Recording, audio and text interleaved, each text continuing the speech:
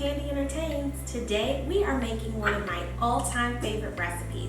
It is my pan-seared pork chops. We have 4 pork chops here that are bone-in. Now you can use boneless if you like, but bone-in tends to be more juicy. So let's get started. So here we're going to season our pork chops with whatever favorite spice rub that you love. Use whatever you like for pork or chicken. Even a nice beef rub could work. Whatever's your favorite, use it. But this is important. We actually want to massage the spices into the meat. When they say rub, actually rub it in. We want this to get very incorporated. That's how you want it to look. Don't just sprinkle and go. Actually rub it in.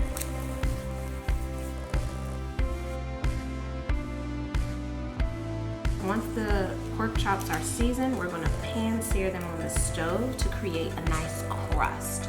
So that's why we want to really rub in our spices, because this will be the base and create a nice flavor for these chops.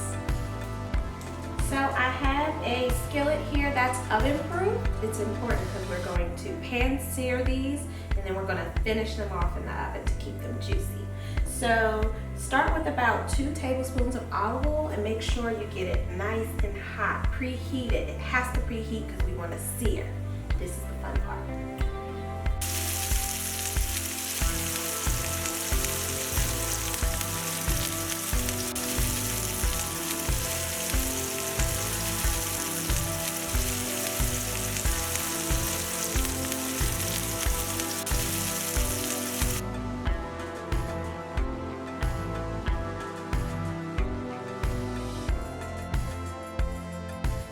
Alright, so we just took our pork chops out the oven. They're nice and beautifully golden brown.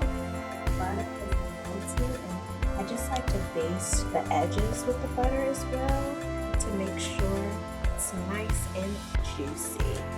And this is what you want to, they're still going to be so juicy. So let's let it rest for about 5 minutes. Don't just cut into it. We want to let the juices redistribute and they will be perfect.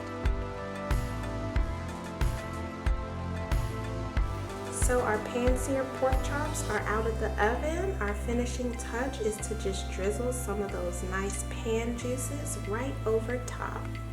So my pan-seared pork chops are all finished. You all have to make this for your family. I guarantee they will love it. I hope you enjoyed this recipe. If you like what you see, don't forget to hit subscribe. Thank you for watching.